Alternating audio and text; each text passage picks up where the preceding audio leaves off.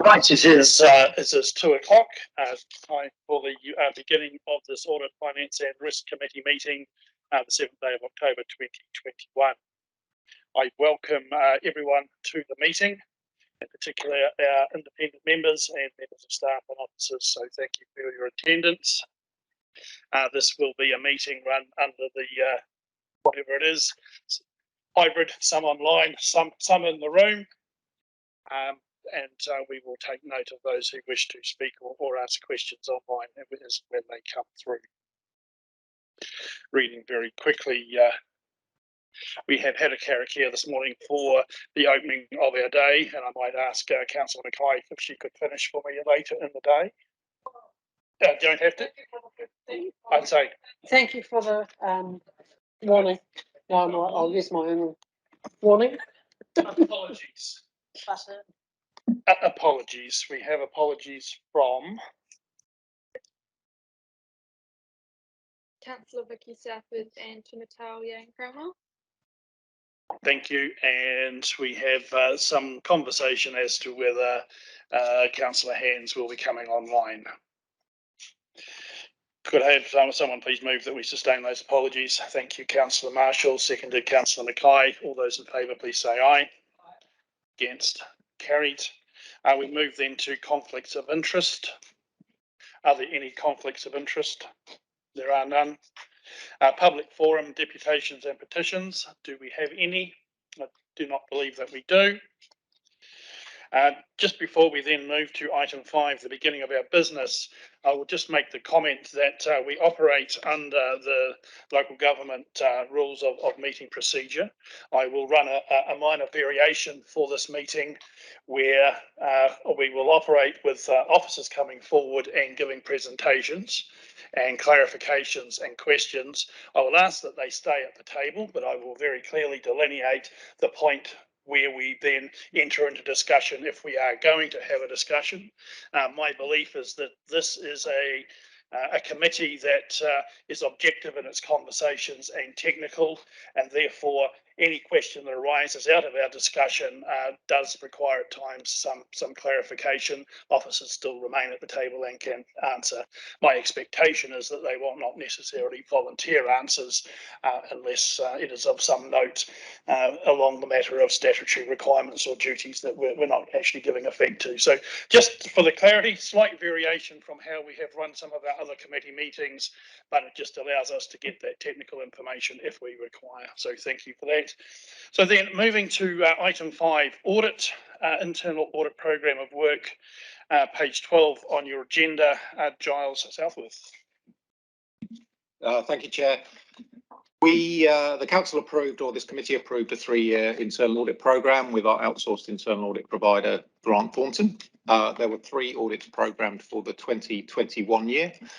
They were covering sensitive expenditure, procurement and infrastructure. We have received the draft, well, we've now received the final report on procurement, and that will be coming to the next meeting of the committee. We are shortly expecting a draft report on sensitive expenditure, and there has been discussion about replacing the infrastructure audit with a replacement audit, given that there's quite a lot of work in relation to, in particular, river infrastructure investments, which is where the audit, I believe, was going to be focused. I believe that it's important that we have the internal audit function here to present the report, so they shall be attending, I think, in a mixture of virtual and in person next month to present.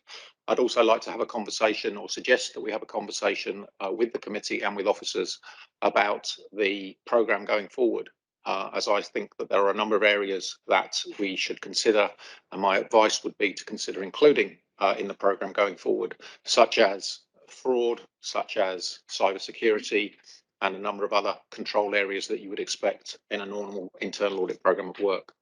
So for the purposes of this committee, it's a verbal update letting you know that there are a couple of audits that have been completed and will be presented, but I am keen to revisit the programme of work so that we have a more cohesive and comprehensive and systematic approach to getting assurance from the internal audit function going forward. Thank you. Just a question for me before. So just I guess a reason why we make A reason why you might further work on the fraud policy, we is an update. So there are, I believe that the current fraud policy of the organisation only applies to employees. I think that there's an opportunity for us to look more broadly about where and when fraud may occur.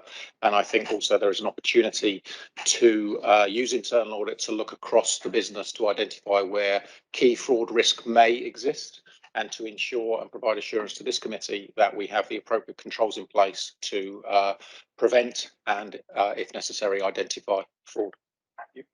Thank you, Chair. Can I support that? And I would like to suggest that council uses a tool called an assurance map to assist in selecting internal audit projects.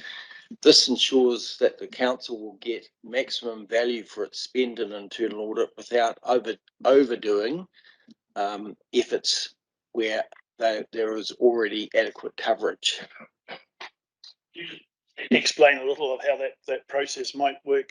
Yes, it's basically like a spreadsheet. Sorry. It's basically like a spreadsheet. So across down the side, you have the risks and the various functions within council, and across the top, you capture the various sources of assurance that you're getting at the moment, like external audit, internal audit, any one-off audits or special ones. And so you can see the areas where they're getting a lot of assurance and those that there's not much being provided. And so you wind up then becomes very clear where you need the effort needs to go in. Thank you.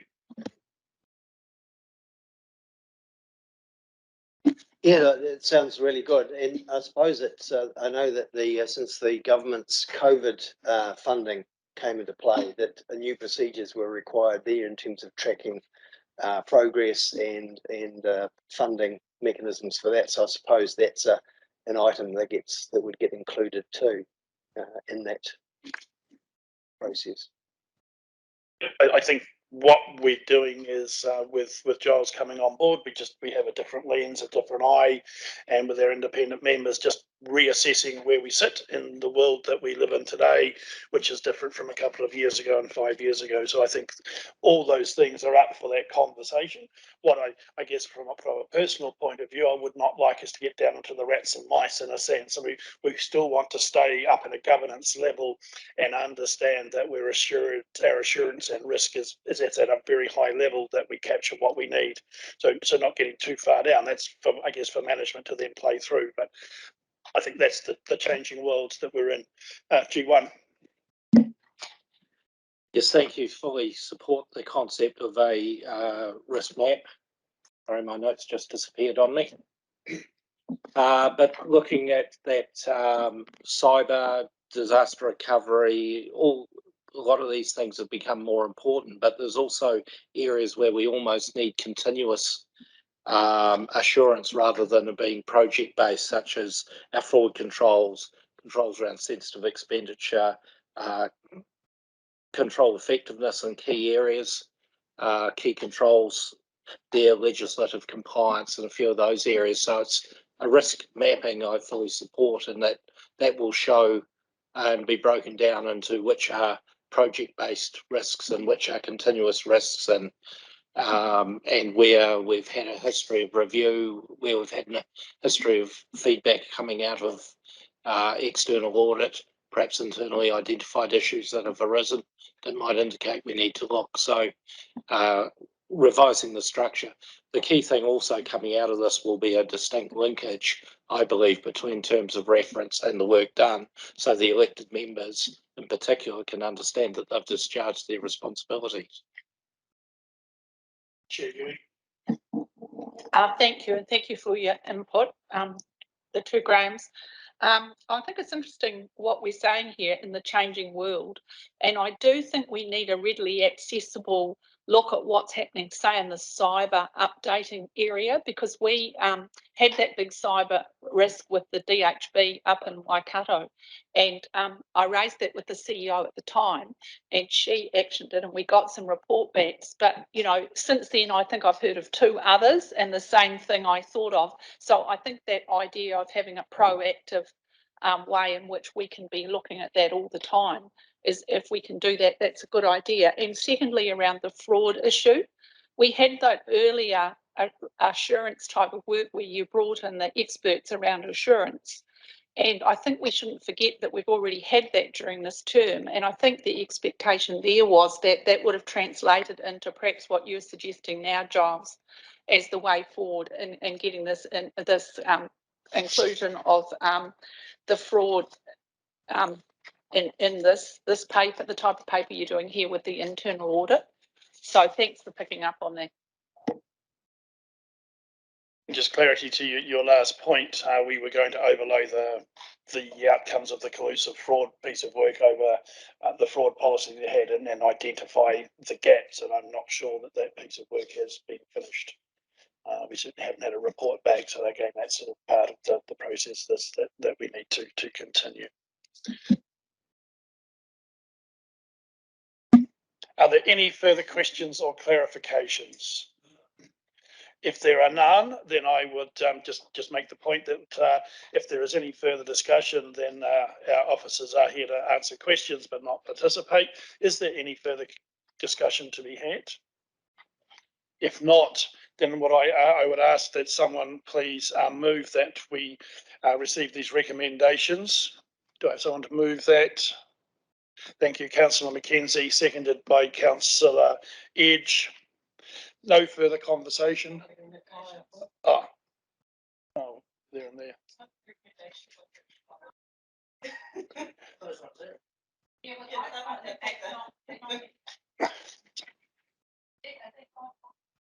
5.1, the recommendations I have that we receive the verbal updates of the internal audit program of work, notes the full report of the individual audits, will come to the next committee meeting and endorses the 3-year internal audit plan.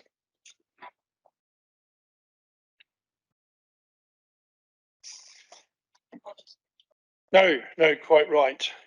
I've just been reminded by Giles that in fact we are looking to review item 3. So I would ask someone, so we have a mover and a seconder in Councillor McKenzie and Councillor Edge.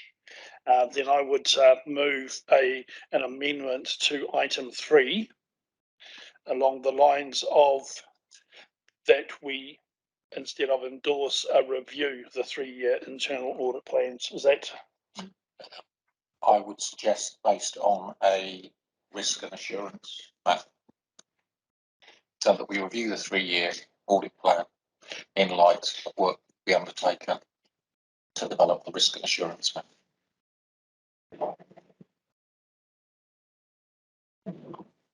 Did you get that, Juliet? Thank you. So that would be the amendment I moved. Do I have a seconder for that amendment? Thank you, G2. Any discussion on that amendment? None. Then I will put the amendment. All those in favour of that amendment to item number 3, please say aye. Against?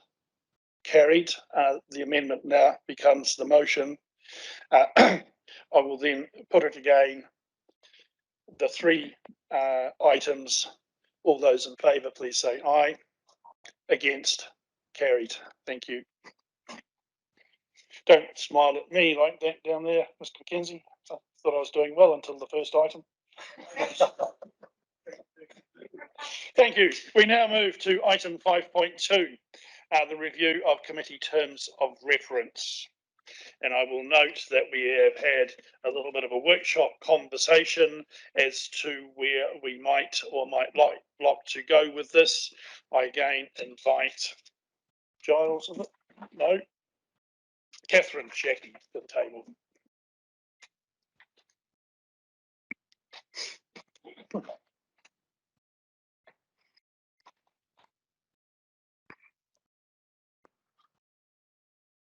Kia ora koutou. The paper before you is pretty short and sweet. It notes that when we reviewed the broader committee's terms of reference earlier in the year, we didn't come back and complete the review of this committee's beyond changing its name. We've put some recommendations to you. I wasn't proposing to say more than that unless you had any questions for me. Thank you very much. That is short and brief. If I might then, I guess, give a summation of our conversation yesterday, just in where we may go. We have obviously the paper that sits in front of us with a couple of recommendations, and I have asked that a third recommendation be put in front of us as an option, that we investigate developing a principles-based terms of reference to further enhance this committee's ability to discharge its duties. And so the conversation comes to, or from, a position where we have a terms of reference that we are, I guess, fiddling around the edges and adding words, taking words out to make it more compliant with what we require.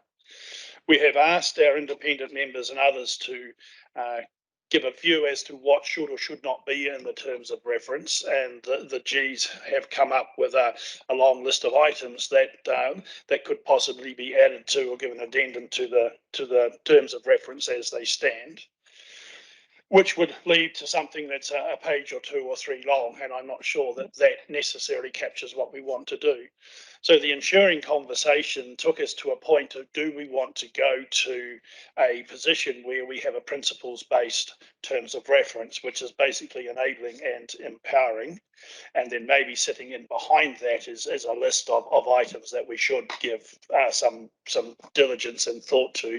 But I might ask Giles to just give a wee bit of an understanding of what a principles-based terms of reference might look like in comparison to maybe the rules-based that we're in at the moment. Thank you, Chair. Quite simply, a principles-based approach rather than a rules-based approach or a prescriptive approach would set out the general principles that express the outcomes that we're looking for from this committee, rather than the detailed prescriptive responsibilities. In doing that, it allows us to future-proof the activities of the committee so that it can respond to new areas of inquiry or new areas where it wants to pick up assurance without having to amend or step outside its existing terms of reference.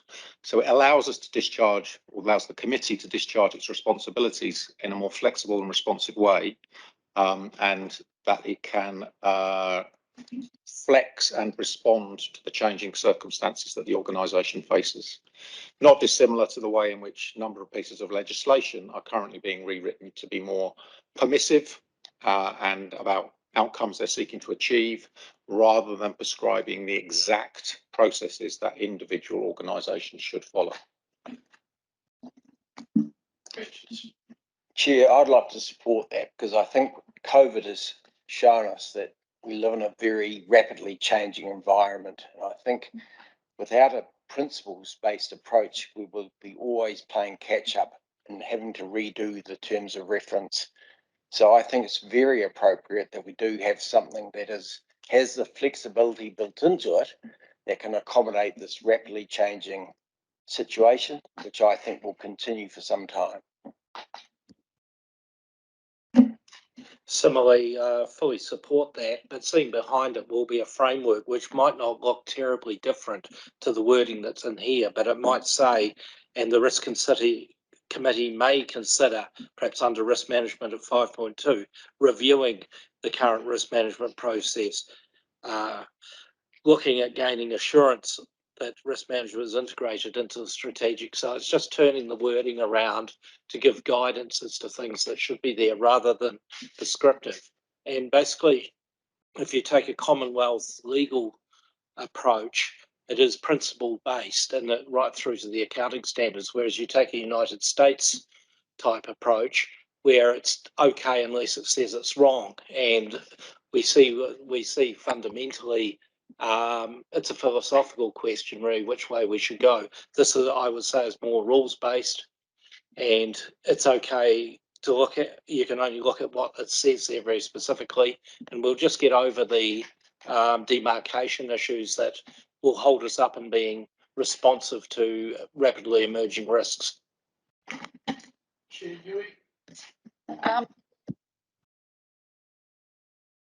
Press the button and I didn't.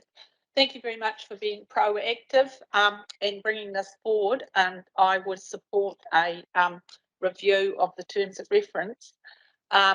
but just as long as it sits within the context of best practice for local government elected members under the duty of accountability they have under the Local Government Act and all the other pieces of legislation, and also with the keeping in mind that elected members need plain English, and so does the community if they're looking in, so they can very carefully understand what we're doing in these terms of reference.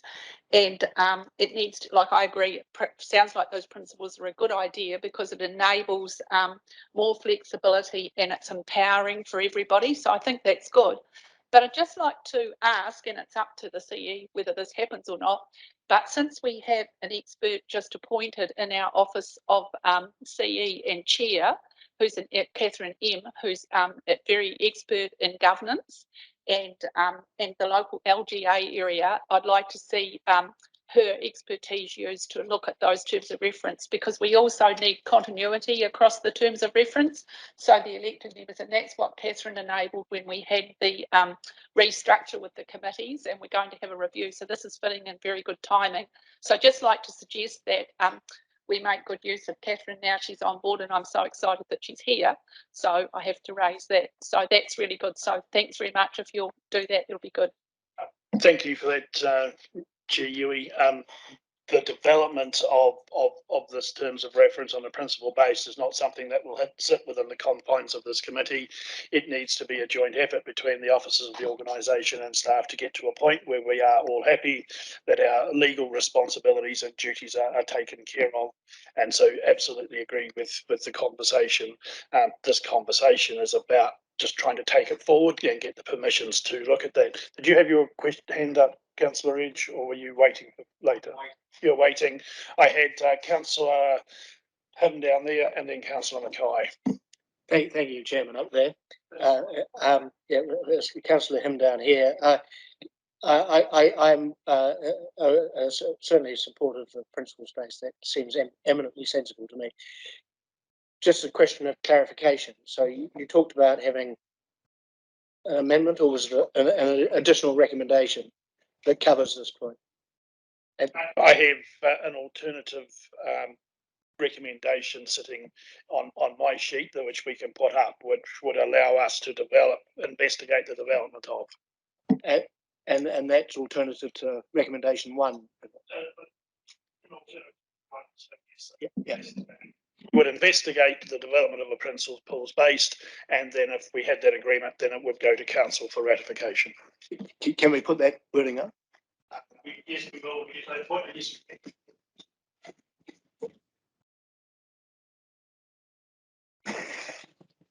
Thank you very much. Just through you, Mr. Chair, just the thinking around the visibility, and our chair also mentioned it. If we, I'm very supportive of the principles for start, but I just would like to tease out the thinking around the framework that would be sitting in behind it, because I think that we need that. Would that be visible? Would that be part of the terms of reference that has been referred to? Yes, people are nodding. Thank you. My answer to that is we would have a simple front page that say these are the terms of reference, and then sitting in behind we had the questions and recommendations from the Gs about all manner of things, from the sign off of the chair's expenditure or whatever. That can all sit in behind, that we know that we have to give effect to, or ensure that it is given effect to somewhere. So it is very open, and we recognise where we need to go, but in simple terms, our permissions are on the front page that allow us to go where we need to go. Just thinking from the public visibility, and that's all. That's rich. So in terms of that, the work that we've got now and some suggested changes to the existing proposal, we just leave them on the table at the moment. They just sit there until we have that investigation. Is there a in terms of the time frame to come back to us with a proposal? Is there any idea that any time frame? So I think it's intrinsically linked to the development of the assurance and risk map that will help inform the content of the terms of reference. So it's a conversation with our internal audit function and others about how quickly we can develop that assurance risk map and place the permissive principles-based terms of reference over the top of that, so that the committee can see how the terms of reference relates to the assurance map, and how we, through the committee meeting structure, will allow or support the committee to discharge its responsibilities against the terms of reference, to showing that where in the annual cycle the budget will be reviewed, the annual accounts will be reviewed, etc. To follow up, so in terms of council, even though we've suggested some amendments, they're not all that significant. They're more sort of editing and efficiency sort of issues. So there's no issues with leaving them as they are for a wee while longer. As I understand, we will just let them lie on the table until we have finished our work and come to a conclusion. You are happy with that, Catherine? Just to clarify, you're proposing that the existing terms of reference stay unamended, and that they endure unless and until you adopt, or the council adopts new ones based on your recommendation. That makes sense to me. Thank you for that, and I'm aware that Catherine McMillan has a significant piece of work on looking at all the committees and their structures and the review, and I would hope that this piece of work would feed into that in a similar time frame, and it all comes together as one. If that, Catherine McMillan is nodding her head. Thank you.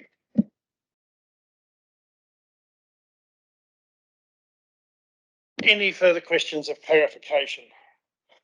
None. Then we will move to.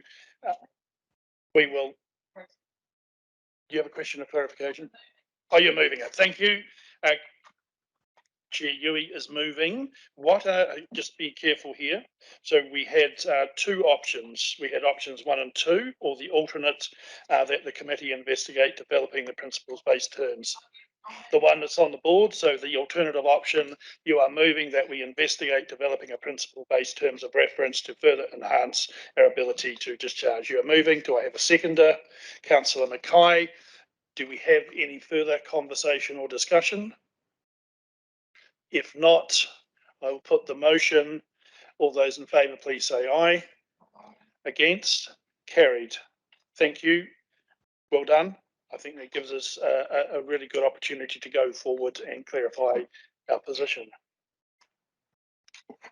I hate to be all about the process, but I'm going to be all about the process. I think what you've done is to resolve an amendment to these resolutions, and that's been moved and accepted. You now need to go back and vote on resolutions 1, 2, and 3. And may I suggest that to achieve the outcome that I have understood to be the committee's desired outcome, you would be looking to vote against 1 and 2 and in favour of 3. That being 3. I was confused. I thought we had 2 alternate options and we're voting for option 2. Okay, so we have in effect created an amendment. We now then need to vote on items 1, 2, and 3 individually, or 1 and 2, and then item 3. Looking for a negative view on items 1 and 2. Good. So process-wise, we have those moved and seconded. You will move and seconded by Councillor Edge. Moving 1 and 2. Being very clear on what we're wanting to do. All those in favour of adopting items 1 and 2, please say aye. Against, please say no. 1 and 2 are lost. We now move to item 3, which is the alternative that we investigate developing a principle-based terms of reference. All those in favour, please say aye. Against, carried. Thank you. No, we've just. Right,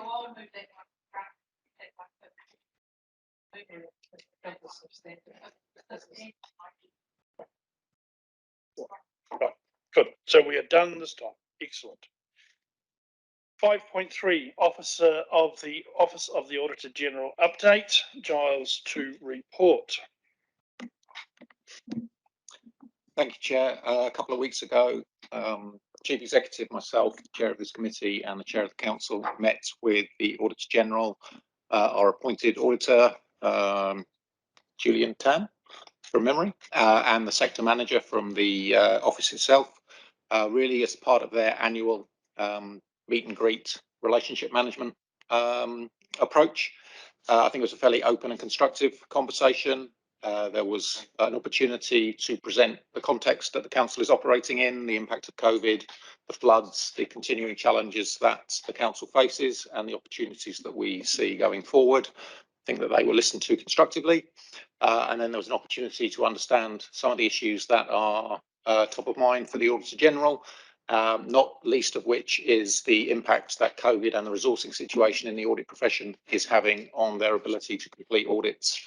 As has been reported on a number of occasions, the audit for our accounts has been delayed, will not be undertaken until November this year, meaning that the annual sign-off needs to take place before the 31st of December.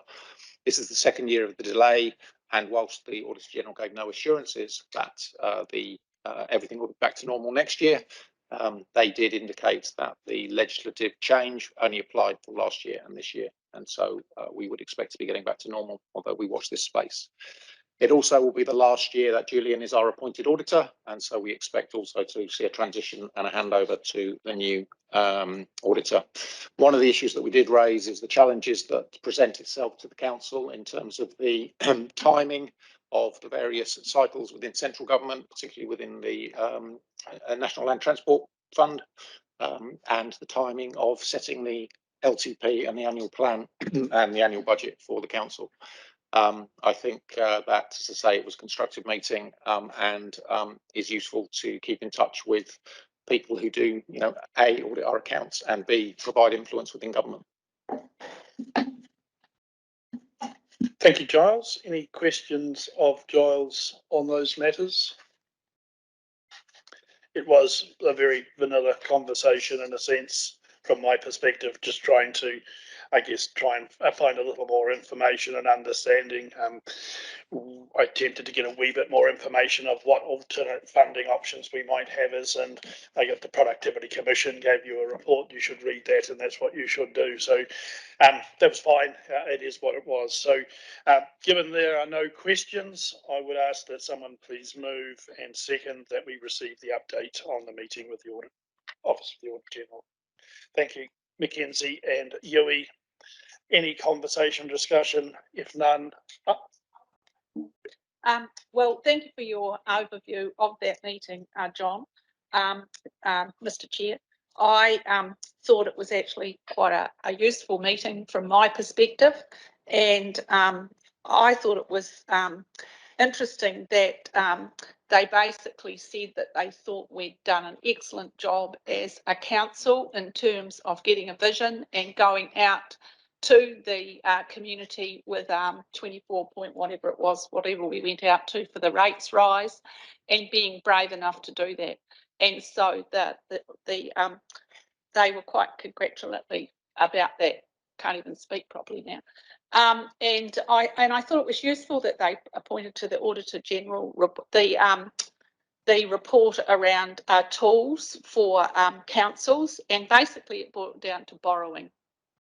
And so I found that quite a constructive conversation. So I just thought I'd add that in. And I do think it's worthwhile them coming and having those conversations with officers. And maybe it's a useful way for us to more thoroughly review what we are doing in our practice around, particularly around the LTP, but also the annual plan. So that's all. Thank you for that, and I suspect we'll have a little more to say on the auditor coming in one of the other papers we have in front of us. No further conversation, then all those in favour of receiving this update, please say aye. Against? Carried. We move then to 6.1, the action list. Giles. Tasha's going to ring that one.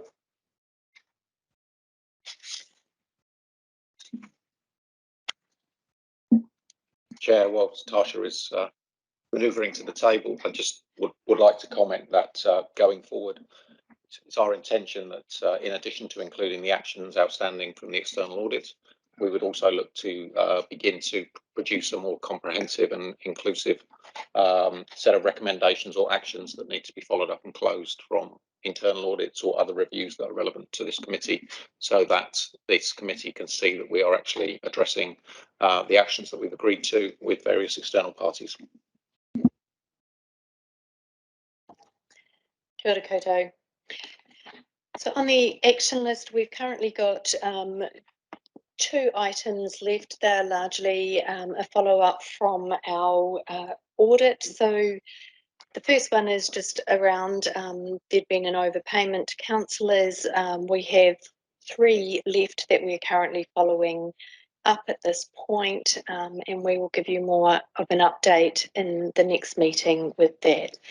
But at this point, we have no significant concerns there. In terms of the physical stock take that we have done on our assets, the number that we're reporting there is 68%, but I can confirm that that is equal to 85% of the total value, and we've got 2 classes left to review, and that's our computer equipment and our surface water monitoring equipment. Once those are finished, then we will have completed our stock take. We hope to have that done by the end of the year. Are there any questions on that report?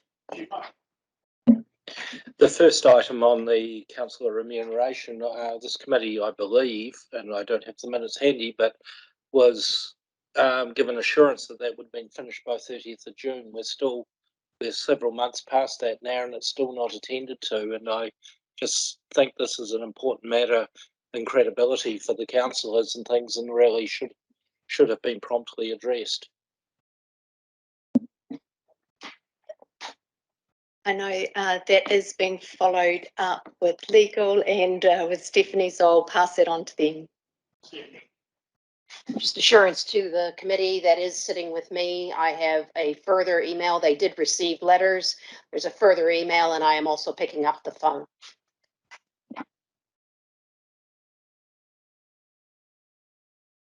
I just thought we raised earlier on about this report in terms of our level of visibility of what this report's actually doing and what it's about, what's going on there in those. I thought we talked earlier about adding some more words so we can understand really what each item's about, and also what the status column was. I thought we did talk about that, but anyway, I just thought I'd raise that as an issue.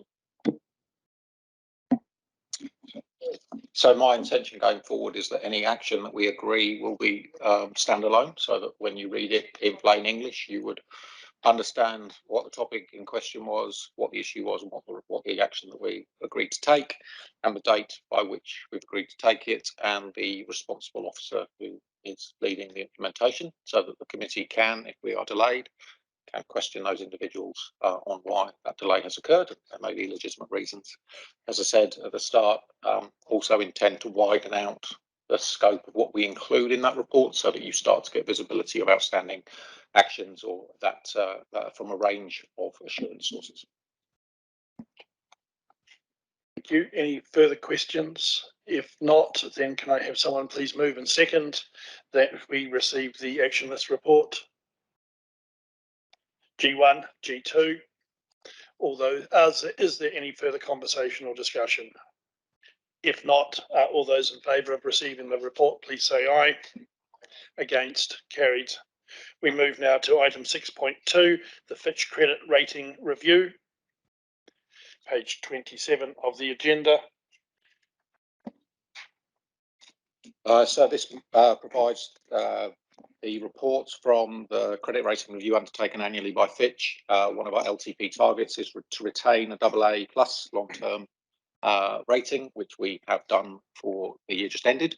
And it also gives us an F1 plus, which is the strongest rating for short-term liquidity. And I have no further information to add. Any questions? Graham? Just checking really the cost versus benefit here, as opposed to the savings that we are making with LGFA by having this report done. I wonder if anyone can pass comment on that. By having this report done, we do get a discounted rate through LGFA. I don't have on hand what that equates to versus the cost of getting this done, but that's something that I can bring back for the next meeting. Thank you. And if I understand correctly, we did enter into this with the thought that we may further invest in the future into entities. So it's predetermining or getting ourselves into a position if we were to go to the market of having these things in place. Councillor Edge, question. Just for my education, really, could someone please explain to me the chart on Appendix A? What those figures mean? I'm particularly looking at long-term debt figure and the net overall debt figure, and just if you could explain the various columns there.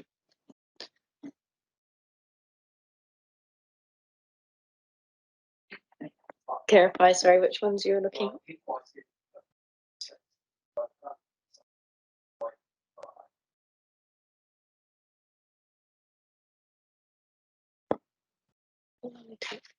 Sorry, I'm just. So this is based on our financial statements for years past and for our future forecast financial statements in the LTP, and then taking various ratios from those and definitions of long-term debt and short-term debt. I'm assuming, I don't know, but I'm assuming that short-term debt will either be under 12 months or under 90 days. I'm assuming under 12 months, and anything over that will be long-term debt. So they're standard accounting ratios that are used to identify the financial strength based on the balance sheet historically, but also going forward. So if we enter into additional borrowing in the future and our financial position changes, those ratios will change, which will impact on their assessment of our credit worthiness, just as impacted on some of the insurance companies post the earthquakes, where their credit ratings went down as a result of the exposure that they faced in payouts for the earthquakes.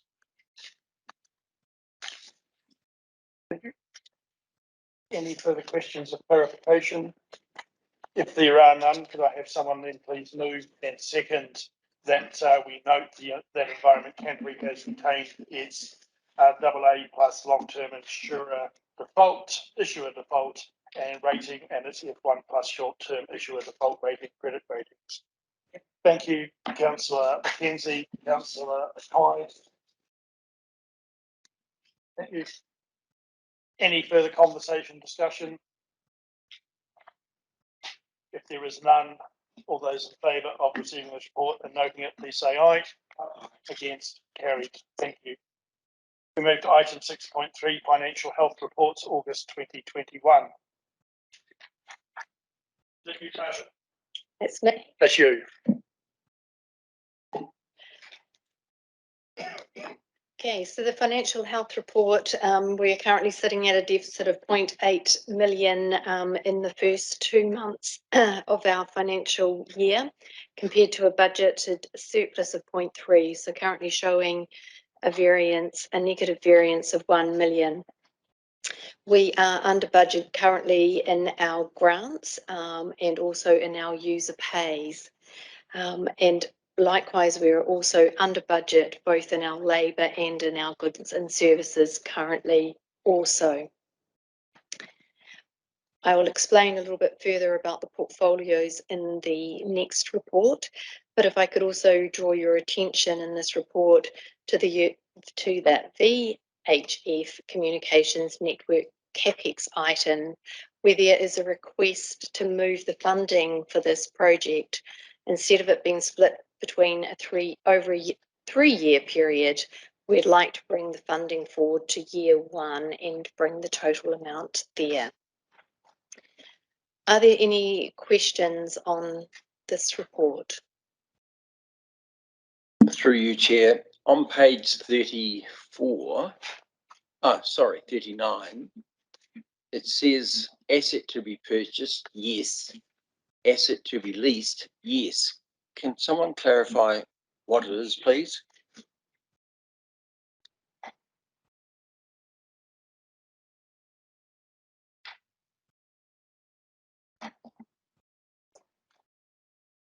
I think that's an oversight. Should be asset to be purchased, yes. Asset to be leased, no. Correct, that is.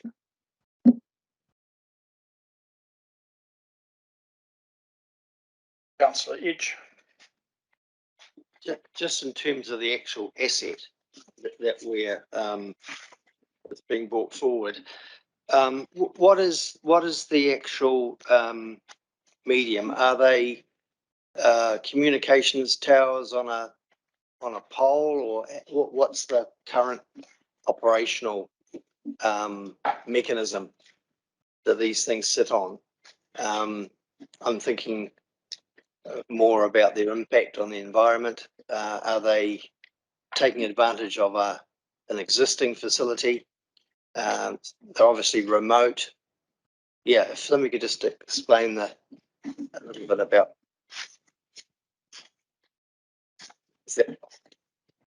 To be honest, it's past my knowledge, but is the I'm assuming that these are assets that were approved as part of the long-term plan. I don't have the detail about exactly what we are, but I'm assuming we're putting a small radio mast on 3 locations.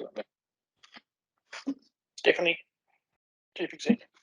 Yes, it is. It's basically the VHF towers in order for the harbour master to be able to help control ships coming in and out. They are internationally recognized.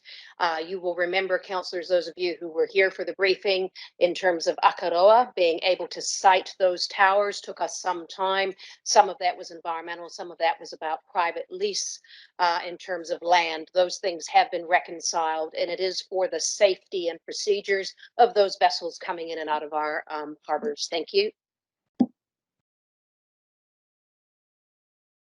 And in this instance, it's for the same system, but on the Waimakalele and the Rakaia.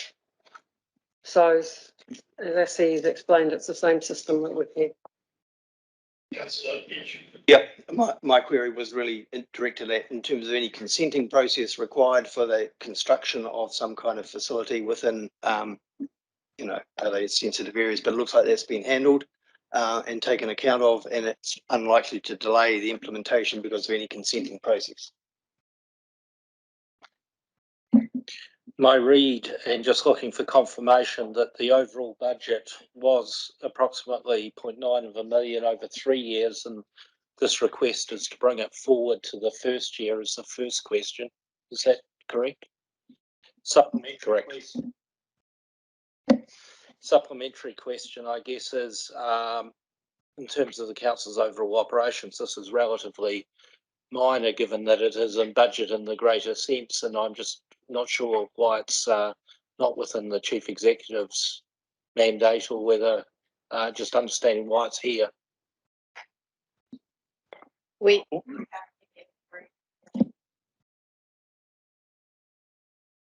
It's in. The budget in the year has to come forward. Obviously, it's not unbudgeted in the LTP.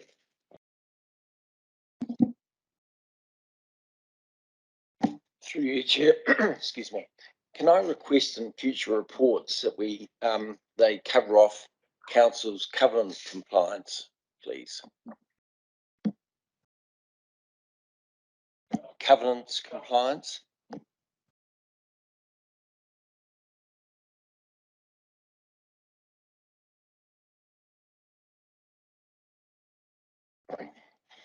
There will be conditions of the LGFA for the various loans that they've extended the council. And because council's drawing loans in advance, I think it would be a good idea that we just see whether we're still inside and going to remain inside those covenants and conditions for the foreseeable future, so it won't trigger any untoward occurrence.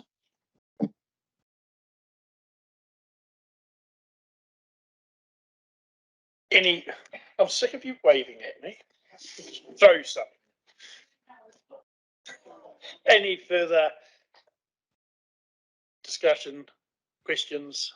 If not, then can I have someone please move that we receive the monthly financial health report to the period ending 31st of August, recommends that council approves the alteration of the timing of the VHF communication network capex from year 1 to 3 to year 1 of the long-term plan 21-22 and notes the table of council approved unbudgeted expenditure listed in this report. Someone please move. Thank you. Nicole Marshall, seconded. Grant Edge. Any further conversation or discussion? If not, all those in favour, please say aye. Against? Carried. We move now to item 6.4, Portfolio Financial Report, August 2021. Tasha. Thank you. So as noted in the last report, it hasn't been a completely straightforward start to the new financial year. I guess the key challenges that we've had have been within the flood recovery work and within PT and the fair revenue due to the effects of COVID-19. Those were really the key highlights at this point. We have obviously just 2 months into the financial year. Are there any questions in regards to this report?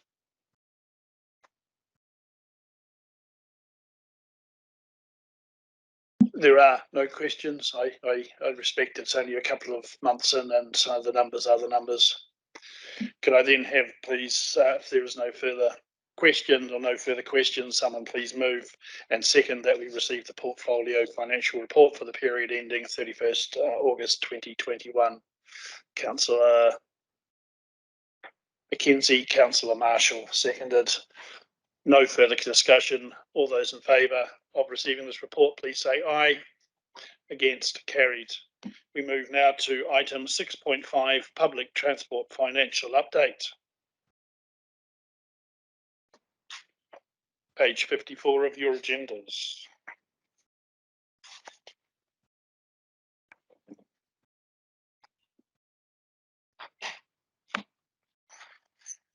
Thank you, Stuart. Good night to everybody. Few things to draw your attention to this afternoon in the public transport update report. You'll note in the paper relating to the split of revenue from MetroCard and cash and Super Gold patrons. On page 56, it notes cash fares represent 16.7%, which is quite high. And I draw your attention to the explanation of that on page 57, which relates to public transport operating for free during alert level 4 and us using the cash free button by drivers to count passengers because we weren't collecting fares. So the cash split in this report for August is incorrect in terms of accuracy. But that was the only way we could collect patronage figures for that month without collecting fares. Also like to draw your attention to the section on page 58 around COVID impact on transport reserves. As was mentioned in the item just before, COVID is having a significant impact on patronage and fare revenue for public transport at the moment in Canterbury as well as the rest of the country. And so we're collecting less fare revenue than budgeted. We are using our PT reserves to fund Environment Canterbury's share of that lost revenue, supplemented by Waka Kotahi, who are funding 51% of that fare revenue loss through to December this year. So what that means is our reserves will be reduced in the amount of money that's in there from what was budgeted. The forecast at this stage will see reserves going below the policy threshold early in year 2 of our long-term plan process. I'd also like to spend a bit of time talking about the National Land Transport Fund outcomes that were recently announced in September, and that's on page 60 of your report. In particular, the segment that says initiatives are subject to particular conditions. I thought I'd just spend a few minutes talking about what that means, to give you some clarity. So for those initiatives, obviously in the green section, approved, we have funding allocated to us and those activities will be able to be delivered as per the long-term plan. For those items that have subject to, there are further steps that Environment Canterbury must complete before funding is made available to us through the National Land Transport Fund. So what that means is funding has been earmarked for these initiatives, but we must complete further steps before that funding is released to us. In particular, some of those steps relate to completing the final stages of business cases that are required to access funds. So, for example, PT Futures, we have to complete a single stage business case to access that funds. For My Way, there are some further conversations and information we need to provide to Waka Kotahi to enable funds to be released for that service. And for the fair trials, depending on what trials we choose to operate, there will be some conversations we need to have and engagement with Waka Kotahi to release those funds, just as some examples. In the declined area, 2 initiatives were declined funding from Waka Kotahi, that being the under 19 child fare adjustment, and we had a project as part of PT Futures to implement displays inside our buses to provide next stop information for customers, to provide information, general information and messaging to our customers, and to create the opportunity to provide advertising for advertising revenue inside the buses. So that project was declined funding in this current round. In terms of the under 19s child fare adjustment, councillors will be aware that in their meeting last week on the 30th September, that initiative was approved by council to proceed, being funded 100% through ECAN funding, and that will commence at the beginning of the academic year next year in February. I'd like to draw your attention to page 62, the fair policy review item, in terms of a piece of work that the public transport team have been working on. Again, as councillors will note, we had quite a discussion about this last week with a number of pretty exciting decisions being made by council, particularly noting that in this paper we had intended to engage with the community in October. However, that engagement will now occur early in the new year while we finalise and remodel some opportunities that council want us to engage the community on. The last item in the work programme on page 62 I'd like to talk about is the COVID-19 response. I particularly made note here of the effort made by our operators during the COVID response this time round. It's important not to underestimate the amount of time and effort invested by operators to respond to the quite rapid changing landscape for public transport through the various alert changes we've had. A significant amount of work from our partners to change timetables, to re-roster staff, to make sure their staff are safe while operating an essential service. And so I want to formally recognise them in this meeting. They've done a fantastic job supporting Canterbury through that process. In the risk area, last item on page 62, I've highlighted bus driver retention, which is now a high risk, rated as high risk. Through the last few years, our colleagues in Auckland and Wellington have been experiencing significant challenges recruiting drivers in their catchments to operate their services, resulting in regular cancellations of services in those 2 cities. But Canterbury's been largely unaffected until now. So we are being advised by our operators that they are having significant challenges maintaining driver levels and recruiting drivers to operate our service. This is largely impacted by a few key areas. Firstly, with COVID and the immigration pipeline being somewhat curtailed, the opportunity for people to apply for those jobs is reduced. Employment levels in New Zealand are quite high at the moment, so it's a very, very competitive market. Secondly, the wage rates for drivers in New Zealand is relatively low compared to the international levels. And you'll note that we've had conversations about supporting an adjustment to the base wage rate to the living wage, which is in progress at the moment. And then the third issue that's being had with driver cohorts, as I mentioned, is immigration elements being a problem. So we are anticipating in the medium term some impact on our service due to driver availability. At this time, operators have been quite innovative in their response to this issue by using staff who aren't designated drivers but have Class 2 passenger driver licenses, who are going out on our network and operating buses, including in some instances the CEOs of these companies. So they're doing all they can to make sure our service operates, but there's a limit to that. So just raising that risk for your attention. And then finally, on page 63, the last risk, which is a new risk being brought forward into our paper, relates to the Holidays Amendment Bill, which will see the minimum sick leave entitlement going from 5 to 10 days a year.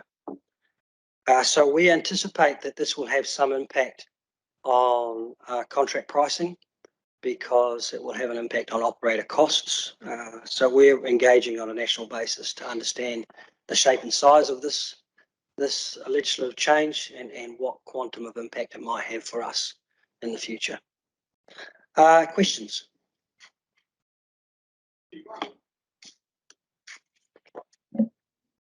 Through you, Mr. Chair. Page 58, second paragraph down, you've modelled the impact on the reserves on the assumption that we return to level 1 on the 5th of October. I guess that was a hope back when the paper was drafted, but reality's now arrived. I'm just wondering what the impact is likely to be on the basis that we have extended periods at level 2. Perhaps we might not see level 1 if you listen to some of the experts in the last 48 hours, and whether there are any opportunities for ECAN to mitigate these losses, whether NZTA is considering reinstating the support that was previously there, or any other matters that mean that our ratepayers are not subsidising further than was perhaps planned in the budgets and LTPs. So, as I mentioned, Waka Kotahi are assisting with funding the revenue loss up to 51%. So ordinarily through public transport is funded, the net cost of public transport is funded 51% by Waka Kotahi and 49% by local rates. And so they are applying that same model across the country for the fare revenue loss as of July this year. As I mentioned, that will carry on through till December this year, when they will review it. So there is no further funding assistance being offered by Waka Kotahi beyond that 51%. If we think about level 2 extending, yesterday, in fact, I revisited the model and see what would happen if level 2 ends up being all of October, and that would take our the impact for fare revenue loss from 1.2 million to 1.3, and so we can forecast, I suppose, if level 2 goes beyond there to the end of the year, to see what impact that would have. In terms of options for Environment Canterbury to respond to this, the public transport reserves, its primary intent is to protect Environment Canterbury from fiscal shock, from unplanned or unanticipated events. The main event it is intended to protect us from is an operator failure, where we may need to cover contracts in the short term with another operator. But also it is used for events such as COVID. It was called upon during the earthquakes. In fact, the reserve was emptied to respond to the earthquakes for public transport. And then it is refilled or replenished through rating. So it is wholly funded out of local funding sources. There is no government contribution to the PT reserves. So there is sufficient funds in PT reserves to see us through this fiscal year for COVID. However, if we were to stay in level 2 for the entirety of this fiscal year, then we would go below the policy threshold this fiscal year. Now, that in and of itself is not a major problem. The problem then becomes where council wants to go in terms of replenishing the reserve to policy level. And the only place you can go to do that is through rating. So it will become an annual plan issue for council to maintain that policy level for the next fiscal year. The alternative and perhaps more drastic option for council is to trim their operations to reduce costs. So as we have done in the past when situations like this have occurred, we have looked at our network and identified services that we could reduce without having a significant impact on the community to reduce our cost footprint and thus not draw on reserves. As a long-term strategy, it's not the best approach. You could use that in the short term, but it is an option. But as I said, it's a more drastic option to consider if we end up in that situation. Yeah, thank you, Stuart, through you, Mr. Chairman. And look, G1, I asked pretty much the same question, but not quite the same as a question. So if you will indulge me, because it seems to me that the likely scenario is that we will have COVID in the community and perhaps stay at level 2. So you may be seeing a patronage drop, which is equivalent to level 3 or 4, but might still be in level 2. Have you factored that into your budgeting going forward? You know, and if we have widespread COVID in the community for those unvaccinated, you might see a huge drop off in patronage because of people's uncertainty about getting it without having to go into, and the government may not mandate a higher level of lockdown.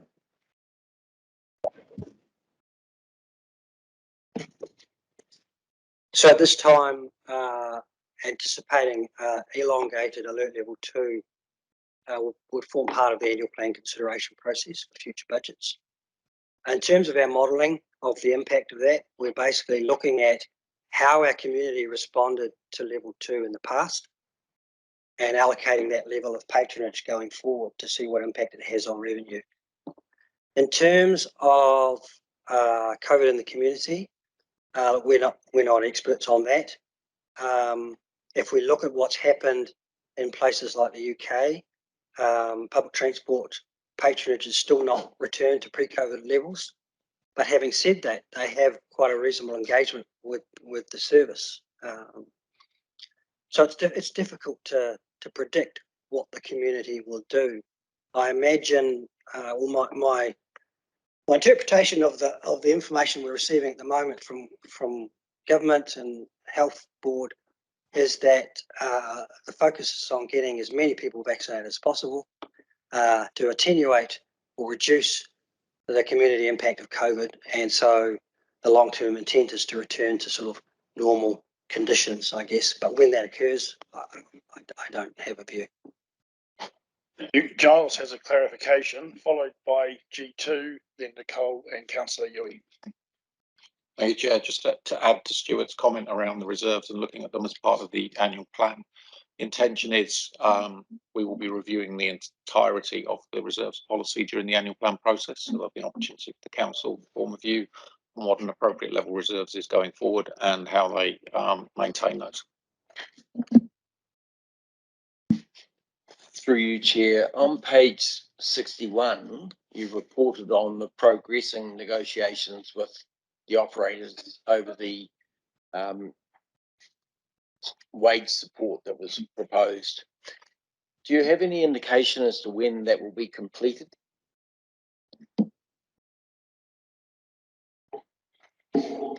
So we're in negotiations at the moment with the operators.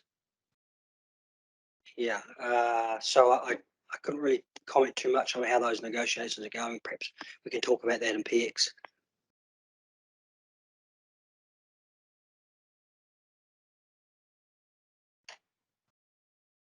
Yeah, mine was related, having just seen that there's a strike planned, so maybe we'll discuss it in PX. Well, mine is going back to the issues you were discussing before around the COVID-19 response, Stuart, and that item that you mentioned on page 62 there. When in your, I'm just interested in your view, whereas the operators have gone over and beyond their financial duty, I guess, in delivering services around COVID, are there any particular issues that they've been prepared to fund at the moment that may come home to roost if we keep on with the COVID response and various levels of lockdown that you can envisage would also impact on going out to and during the annual plan to get more money from the ratepayers around keeping the buses going?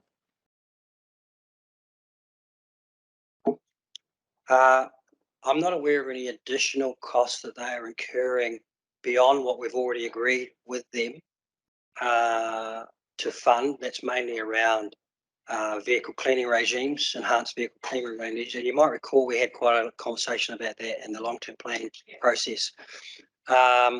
So we are funding additional cleaning, supported by Waka Kotahi to do that. We are funding additional signage to comply with the health orders for QR code scanning, etc. But beyond those activities, the main contribution we are making is to continue to pay our contracted prices, even though our revenue is compromised. So that gives surety to operators to maintain their business, to maintain their employees, to pay their employees, which means their employees have confidence that they will continue to have a job. Yeah. Follow up on that, then you have mentioned the possibility of going out during the annual plan, so you'll be bringing us back some advice around that, around increasing rates or not, or will that roll into? Yeah, so as Giles mentioned, the reserve conversation will form part of the annual plan considerations process. Thank you. Do we have any further questions? Are we comfortable? If there are no further questions, then can I have please someone move that we receive, move and second that we receive the financial update report for public transport. Councillor Edge, seconded by Councillor Mackay. Is there any further conversation? There is none. I would just make the point, thank you, Stuart, for the work you're doing in what are quite difficult times and not understanding and knowing where we do go next. So to you and the team, a real thank you for what you're achieving or attempting to achieve in the flux that we have. So if there's no further conversation, all those in favour of receiving this report, please say aye. Against, carried. Thank you. We move then to item 6.6, annual report, year ended 30th June 2021. Hush again. Them dogs are horrible things, aren't they?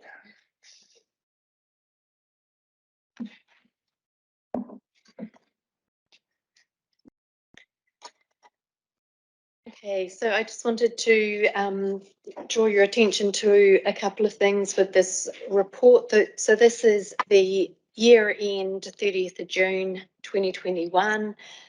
A couple of points is just that, as Giles mentioned earlier, the audit has been delayed, so it's due now to start on the 1st of November and conclude on the 3rd of December. Our statutory deadline, as mentioned, is the 31st of December. So to be able to adopt by that time, we will need to have an extraordinary meeting to be able to bring the final accounts and audit findings through this committee and then to have it adopted by the council. We're just starting to work through that process now, so we will give you an update as we know more. I wanted to draw your attention to a couple of other points. One of them being point 7 in terms of the flood protection provision that we've currently put through at the moment. We do have more updated numbers at the moment, and so we will be updating those numbers and we'll be bringing back overall numbers and accounts through in the November meeting. So that's one point to note. The other point that I'd like to draw your attention to is point 12.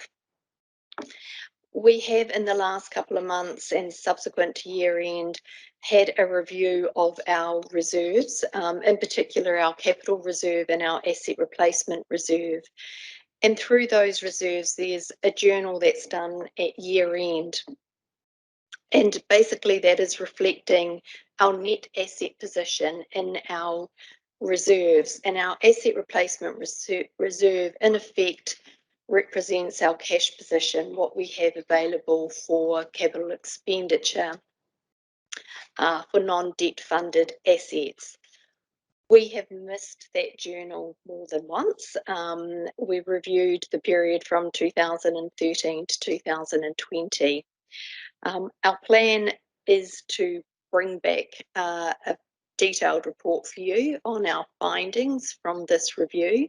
But I guess the key points are that we have missed a journal from our year-end process, and that there's not a clear explanation of this journal in our checklists, and that our asset replacement reserve has gone into deficit as at the end of the year. But we will, as I said, bring further details to you in the November meeting, and we'll give you more of an indication around our CapEx process and how we will look at these two reserves going forward from here.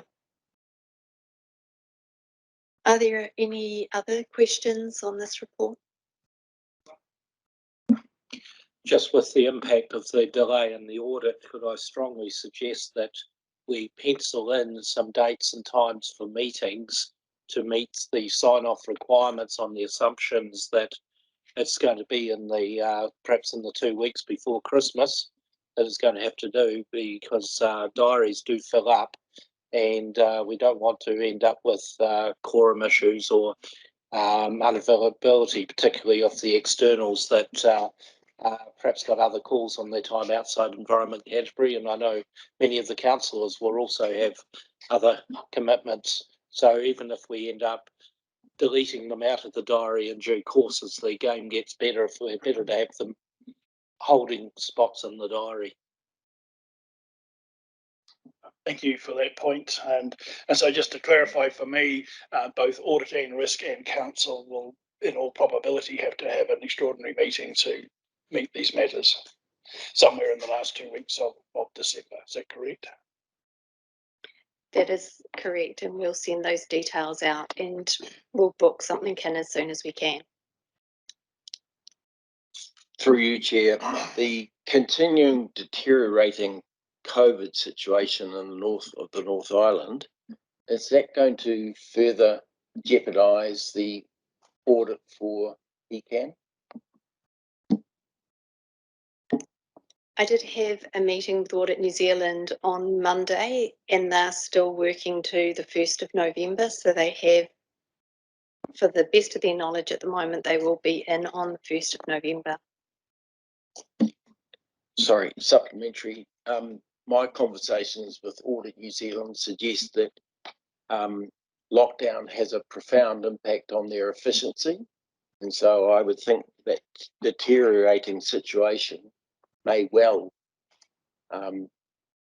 affect that, in which case is there a plan B, because we're getting very close to the statutory deadline.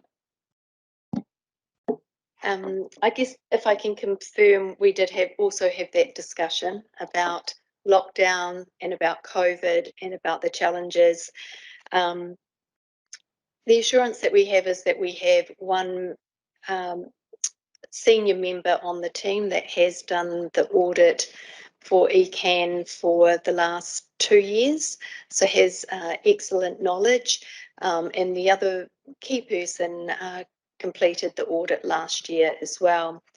In addition, we did do the audit remotely last year, And so, yes, there are challenges with that, and it does make it more difficult. But we were able to complete the audit within the timeframes last year, and we're confident in our ability that we can do that. We've got those systems in place. Question before I go to G1, the conversation of Audit and Council to extend statutory deadlines, where do they sit at the moment? Does anyone have it in front of their mind where that thinking is? There was a conversation that was sitting with the Audit Office of extension of deadlines with a probability, but I'm not just sure where they were landing or where they thought government might move. Can you repeat the start of that question? I guess there was been a conversation about Audit and Council and government to extend the statutory deadlines given the constraints, and I just wasn't sure whether there had been an extension or there was a conversation to potentially put an extension in given the constraints. I don't remember the detail, and I was just wondering if anyone else had those thoughts in their mind. So the normal deadline is the 31st of October, so they have extended it to the 31st of December. Thank you. The Audit New Zealand have put a audit plan together. From my point of view, I see a few holes in it that I would quite like them to be thinking about, or at least getting some feedback. Cyber security, I see they do have a computer audit person assigned, but I'm just not sure whether they might be able to provide us with some guidance on best practice there. Also, the sector reform that we are seeing, which affects probably the territorial authorities more than the regionals, but again, the impacts, if any, on that they might see in that area.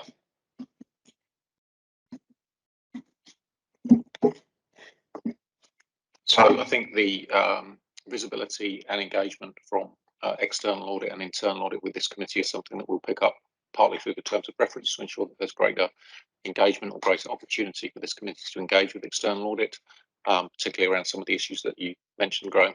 I think it's important that this committee has the opportunity to A, hear from the auditor, and B, to question and talk to the auditor, both with officers here, but also in private session, should that be necessary.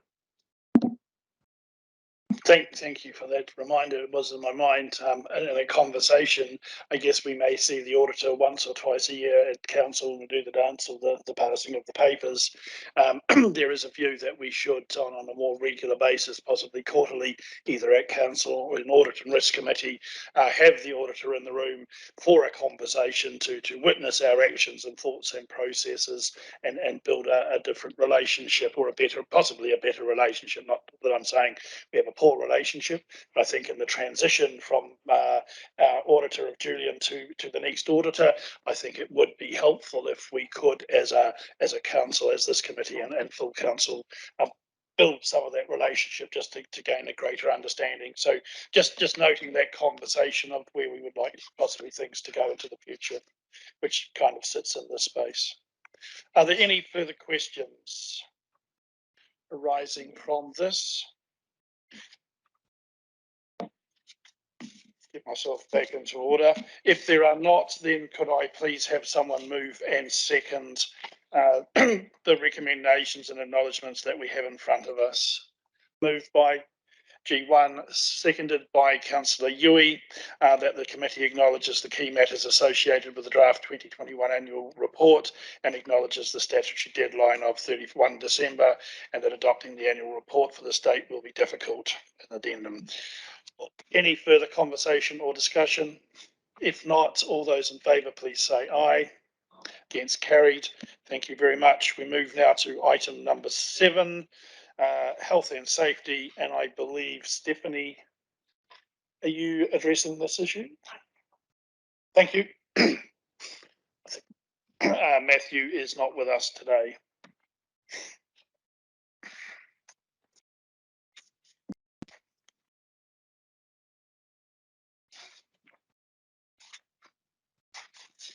Kia ora tātou, councillors.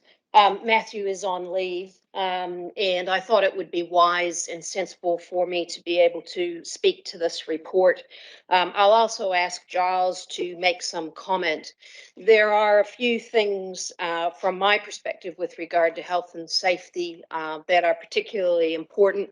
Those have been outlined in particular, if you like, in terms of the August update, which you'll see on page 90. I'll just speak to a couple of those, as I imagine the paper has been read. The new policy, which is your second bullet point, is a significant feature. Actually, the key part from my perspective around that policy is the absolute explicit ownership from the executive team right through the organization of the policy and the import of it. And that has been addressed through the organization, both through an education and communication campaign. Alongside that, what we have done is we always had at the executive team a weekly update at the weekly exec meeting. We continue to do that in the meeting. In addition, once a month, we have a lengthier conversation about things to do with health and safety, particularly in relation to the policy. And then every second month, we have specifically an exec strategic conversation with regard to the future. Those conversations take on board a number of the concerns that you have raised, and I do note the concerns raised around some of the reporting back, the data, and in particular, the place where I'm least satisfied in terms of reporting to you is the analysis of that data. What does it mean? Why is it relevant? And what are the critical pieces? So it's my commitment to this committee and the organization to be able to bring that much more readily in terms of an analytic report to you into the future. I'd also like to highlight the COVID disruption. Councillors and members have already commented on that. There's also a significant impact with regard to mental health. That is being noted across the country and throughout the world. Extended lockdowns have a significant impact on individuals and on families. And the mental health in the country in Aotearoa is deteriorating. We see that in a number of the statistics. It is also why the government has chosen to change the Delta alerts and enable what some currently refer to as alert level 3 with picnic. But without a joke, what that is about is enabling people to actually socialize and be together in some form with those restraint or constraints. As chief executive of this organization, I have been very clear, and I'm grateful to our crisis management team during our lockdown and still sitting at alert level 2, that we are not working in normal times. We are trying to work amongst and amidst a pandemic. And in saying that, the regular reference to staff is that where they can, they should still work from home. That is for their protection, and it is for the protection of our community. That does in itself have taken a toll. And as councillors know, the impact in this chamber and elsewhere in terms of how we work with the public and how we work here. I'd also like to highlight the importance of the section health and safety plans. I can assure you that those are now rolling through the organization, with 1 October being important. And it's not just that they're doing those, but indeed they aren't just cutting and pasting them. They're actually reviewing those and bringing them forward.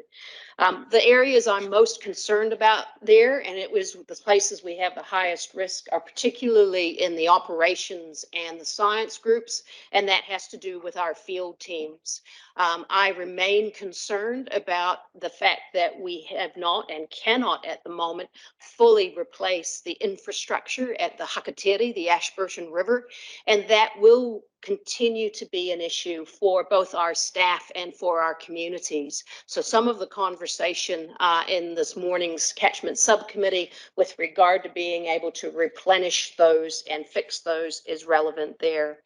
I'd also like to just highlight there have been 12 incidents with regard to health and safety. The 4 listed as being triaged, etc.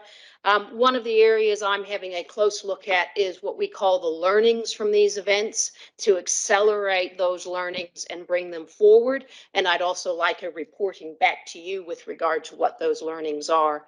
I have some other comments to make that aren't about health and safety. They're about risk assurance, and it's about some capacity issues that we have. But Chair, I'll stop there and take any questions as requested. Thank you. G1. With the COVID and vaccination rollout and a rapidly changing situation, it's just about changing daily at the moment. Has there been any thinking about policy on vaccination, not only for staff? It cuts two ways when staff are intermingling with the public, and when the public are intermingling, there are rights and responsibilities both ways. We have compliance obligations with monitoring consents and various other things, and just where we might be potentially landing. Thank you, Graham. An excellent question. Absolutely right on point. We have monitored that through the crisis management team to date. As you point out, it continues to evolve literally daily at the moment. The advice we've received to date has been that we cannot mandate. Central government is not mandating, therefore we are not mandating. We can strongly encourage. I have also asked that we go to our legal providers to provide us with some further guidance, both contractually and otherwise, to keep both the staff, particularly those field staff you just mentioned. I'll also highlight our reception team, of course. They have to engage with the public and what we can and can't do. I will note that I am very alert to the essential medical support teams who are working on this. Contractually, it is very often the case that when you bring new people in under contract, you can require that they are vaccinated, but current staff, you actually need to contractually alter their contracts. And in doing so, there is an industrial process, i.e. usually with the union. There are those next steps that I need to investigate, and I have with council today noted to them that I will do that. Last comment is the extent to which we can encourage versus mandate, and we are looking at how far we can go in terms of encouraging staff in our communities to be positive in terms of vaccination rates. Through you, Chair, on page 95, it reports there are 7 identified catastrophic events that are probable. I wonder whether this reporting is correct, because I wonder if we've identified those situations, why we wouldn't have stopped any operation in those areas. It is a language matter in terms of catastrophic. It is an item I have my finger on. I cannot answer that question here today, but I guarantee you I will, and before the next meeting, so that you have that update. Supplementary, Chair. There's also a tremendous number of actions or improvements that are overdue, and I'm certainly not wanting to put pressure on, because I really am aware of the inordinate amount of pressure that is on council staff at the moment throughout the country because of the reforms and the workload, etc. But I've never seen an organisation that has as many overdue items, and I wonder whether there might be setting unrealistic deadlines for the completion of these. Thank you, and I appreciate the question. Again, 2 points. One is partly this is a systems problem in terms of actually being able to update the information appropriately. The second one is exactly as you pointed out, it is staff under pressure, and then because they are lesser items, haven't actually been completed. That's not satisfactory, and we will go back and finalize these. This comes back to some of the comments I made earlier, and Giles, perhaps you'd like to comment at this point. Yeah, I'd just like to really add to what Stephanie's said, is that I think that part of this year's updating of or reviewing of the section plans, it's incumbent on senior managers and on ELT to make sure that the actions are agreed, A, are relevant, B, are proportionate, and C, are implemented in a due timeline. You know, the Act and our moral responsibility is to take all reasonable steps, and I'm unclear and unsighted on exactly what those actions outstanding are, and I think that comes back to Stephanie's point about we need to provide more analysis and narrative around the data that we provide, not only to this committee but also to the executive team in the organisation. Thank you for those answers. And if I come back to the graph on page page 95, where we list the potential major and catastrophic. So as was pointed out, if an incident did happen and someone came from work or whoever to review it and saw a graph pointing out the potential for those catastrophic events to happen with no narrative around what we're doing, what mitigations, where is our residual risk, what have we done, it just becomes very naked and then nervous about where the organisation may land. So I'm well aware that you are aware of the issues that we are progressing over the last couple of meetings and progressing that.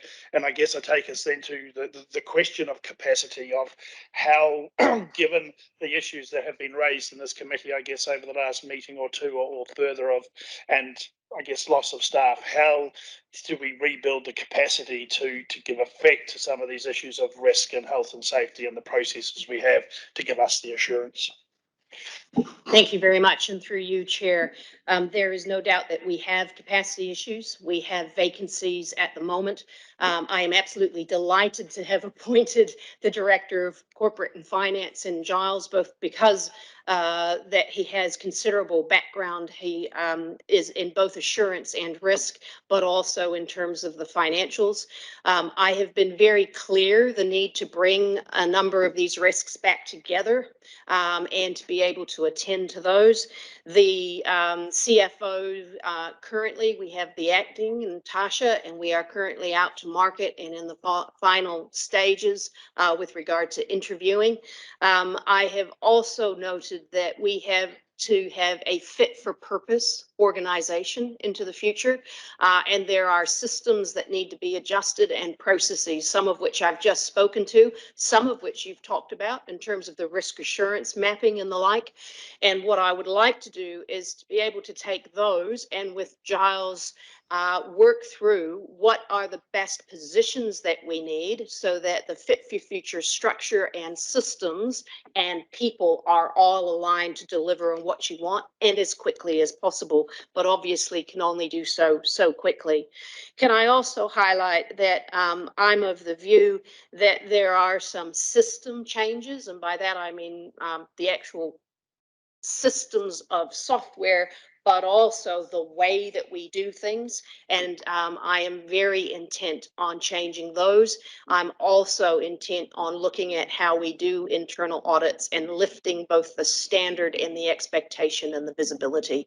All of that goes to both the capacity, but the assurance. So back through you, Chair. Thank you very much. Are there any further questions? Yes, Councillor Ridge. More of a comment, really. I know that we have a draft health and safety plan, which I've seen, but and I'm not sure whether the explanations of the terminology in here are in that document. They may well be, but I think we're just having a look at that and see what's in it, and does it need some further work on it? And if it does, we can bring it to the committee as an addendum or an appendix or something like that. No further questions. So we'll make a comment in the continual gathering of points as an institute. You do your courses and the constant reminder of the importance of due diligence. And I think it's reinforced in me that at times we probably don't quite do the due diligence or show the due diligence that is required within our processes. And the other one around mental health of late is the role of this council and this committee. The one thing as governors we have is the ability to ensure that we protect our staff. The rest of those issues sit with the chief executive, but we have to be very clear on the due diligence and the absolute belief in the protection of our staff, particularly in the mental health space. So if there are no further questions, could I have then someone please move and second that we get myself to the right paper, receive the health and safety governance report and note the consideration is being given to the further work that will provide greater assurance to health and safety into the future and mitigation. Thank you, Councillor Edge. Seconded, Councillor Mackay. Any further conversation? If none, all those in favour that we receive these reports, please say aye. Against, carried. Thank you very much. Thank you. We are now finished our business in open meeting and you'll move that we go into public excluded. Do I have a seconder, please? Councillor Edge, the reasons given that we come out of public excluded, please say aye. Against, carried. We are now back in our public meeting. We've started our recording. There is no business to come out that we're required to do anything with. There are no notices of motion. Extraordinary and urgent business, there is none. Our next meeting is the 18th of November 2021. I then thank you for your attendance, close the meeting and ask Councillor Mackay to close when she is ready.